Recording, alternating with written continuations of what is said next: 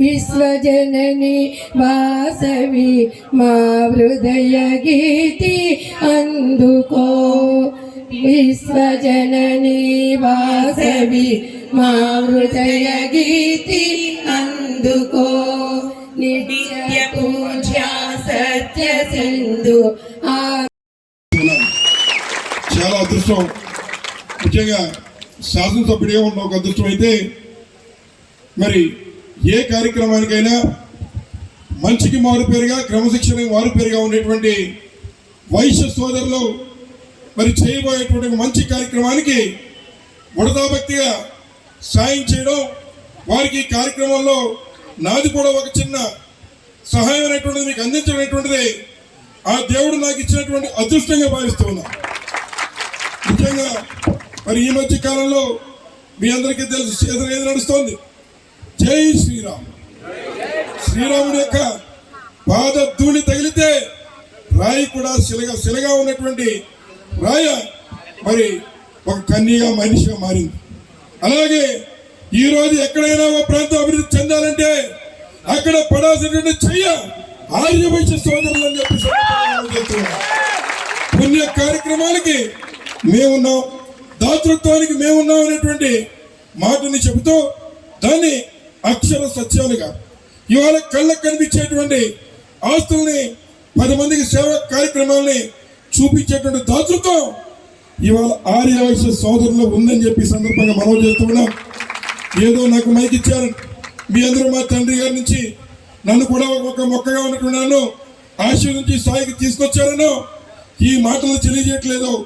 గతంలో మరి నేను ఈ యొక్క నియోజకవర్గంలో మొట్టమొదటిగా రాజకీయంగా అనుకోని విధంగా మరి ప్రయాణం చేయాల్సిన పరిస్థితి వచ్చినప్పుడు ఎక్కడో జమ్మి గారు, మున్నడి గారు, రామరాజు గారు ఇంకా ఉన్నటువంటి పెద్దలు అనుకోని విధంగా మీ నాన్నగారి తరఫున ఉండాలని చెప్పి నా పైన వేరే చోటకైతే ఇటువైపు మార్చేశాను. మార్చిన తదుపరి మరి నేను కూడా ఇక్కడ రాజకీయాల్లో ముందుకు కొనసాగాలని అనుకున్నప్పుడు మరి కొత్తగా వాహనం కొన్నాం. అప్పుడు క్వాలిస్ కార్ కొత్తగా కొన్నాం. కొని ఏం చేద్దామా ఎలా రాజకీయం మొదలు పెట్టాలనుకున్నప్పుడు ఒక పెద్ద ఆయన ట్రైన్ దిగాడు. ఎవరైనా కొనిజేటి రోసయ్య గారు ఈ జిల్లాకు వస్తే మరి ఏదైతే హైదరాబాద్లో ఒక ఆర్యవైశ్య హాస్టల్ కట్టాలి, ఆ రోజు అధికారం లేకపోయినా దాతృత్వం నా సోదరులు ఉన్నారు, నేను నమ్మకంతో వాళ్ళ దగ్గరికి వెళ్తానని అని ఈ యొక్క జిల్లాలో అడుగు పెట్టిన వెంటనే సుబ్రహ్మణ్యం గారు ఆదేశిస్తే వెంటనే ఆయన్ని తీసుకుని ఆ కారెక్కేసి నా నియోజకవర్గం అంతా కొత్తగా తిప్పాను. ఆయన యొక్క అదృష్టం, ఆయన చలవ, శివరామ సుబ్రహ్మణ్యం గారి యొక్క ప్రోత్సాహం, నా తండ్రి గారికి ముఖ్యంగా మీరు అందరిలో ఉన్నటువంటి మీ ఆశీర్వాదాలు ఈ రోజు ఇక్కడ నుంచి శాసనసభ్యుడిగా మాట్లాడుతున్నానని ఈ సందర్భంగా మీకు మనవి చేస్తున్నా. ఆ రోజు చాలా ఇతోధికంగా మరి అందరూ కూడా సాయం చేశారు రోసయ్య గారికి.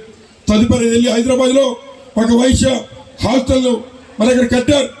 అందులో కూడా ట్రెజరర్గా మా నియోజకవర్గం నుంచి వెంకటేశ్వర గారు, కొరపల వెంకటేశ్వర గారిని సిఫార్సు చేశారు సుబ్రహ్మణ్యం గారు అని చెప్పి సందర్భంగా మీకు మనవి చేస్తున్నాను.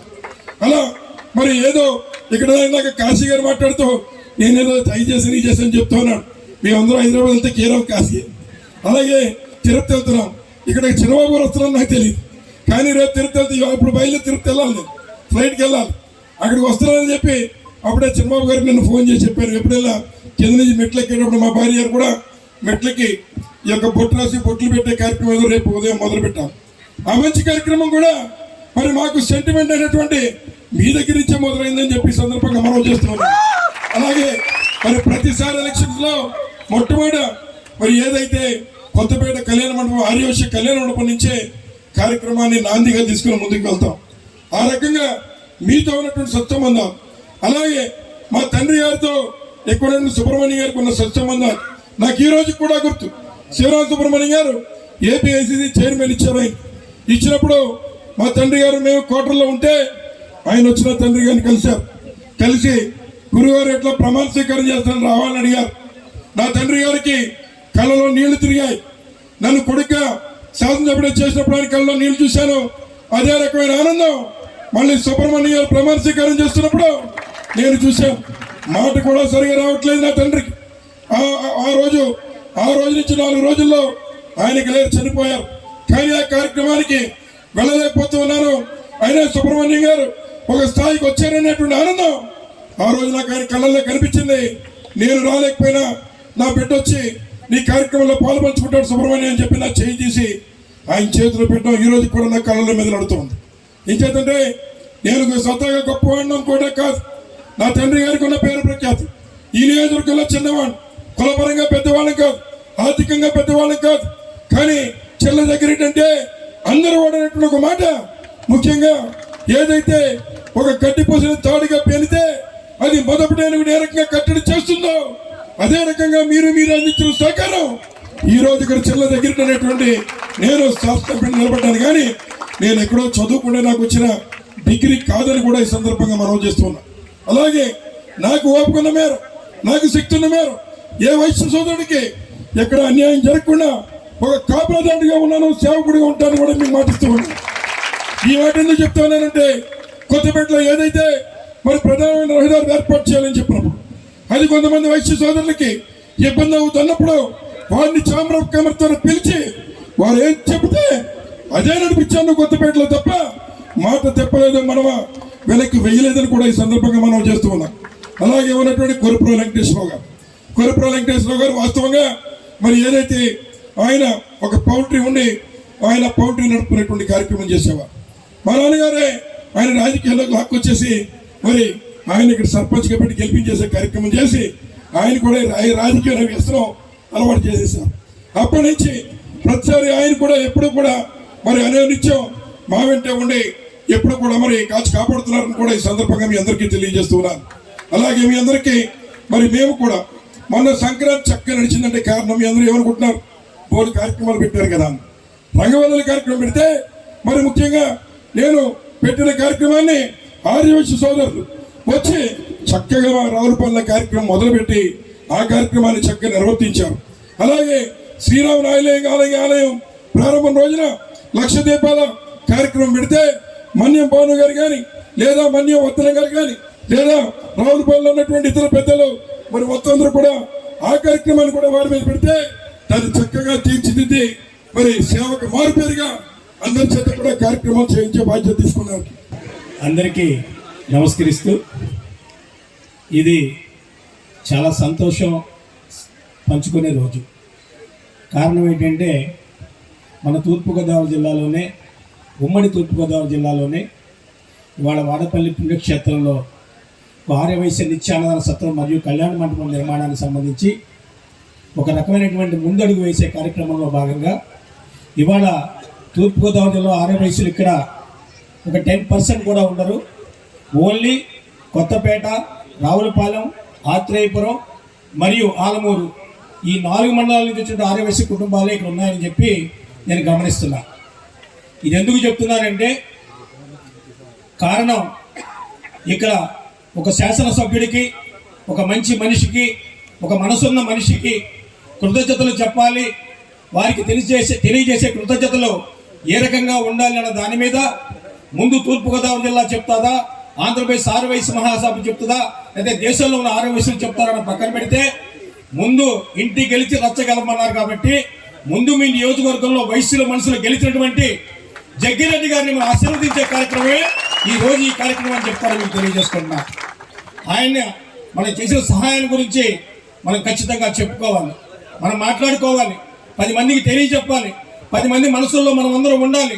10 మంది వాడపల్లి పుణ్యక్షేత్రంలో ఏ రకంగా కడుతున్నారు, ఎందుకు కడుతున్నారు, ఇక్కడ అవసరాలు ఏంటి, ఎంతమంది భక్తులు వచ్చి ఇక్కడ ఏ రకమైన అసౌకర్యంగా ఫీల్ అవుతున్నారు అన్న దాని మీద ఆలోచన చేస్తే ఖచ్చితంగా వాడపల్లి దేవస్థానం అన్ని రకాల సౌకర్యాలు క్రియేట్ చేస్తున్నప్పటికీ కూడా, వాడపల్లి దేవస్థానంలో అన్ని భక్తులకి సకల సౌకర్యాలు కల్పిస్తున్నప్పటికీ కూడా పెరుగుతున్న వాతావరణం కానివ్వండి, ఇక్కడ వస్తున్న భక్తులు రద్దీని దృష్టిలో పెట్టుకుని ఆర్యవైశ్యులు అనేక రకాలుగా ఇక్కడికి వచ్చి ఇక్కడ ఏ రకమైనటువంటి ఆర్యవైశ్య సత్రం లేదే అని చెప్పి ఆలోచన చేస్తున్న క్రమంలోనే ఇక్కడ దివంగత ఈ గ్రామ వాస్తవ్యుడు కనకం గారు పరమపదించారు.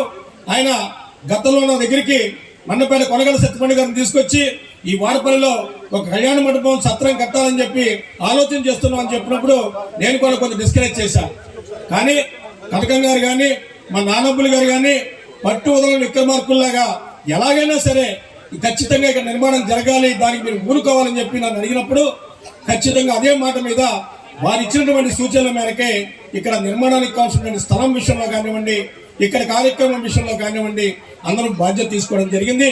నా స్నేహితుడు దివంగత జిల్లా కంచెల మాణిక్యాలలో చనిపోయాడు. తను కూడా ఈ సత్రం నిర్మాణం విషయంలో పూర్తి బాధ్యత తీసుకుంటానని చెప్పాడు. కానీ దేవుడు ఐక్యం చేసుకున్నాడు.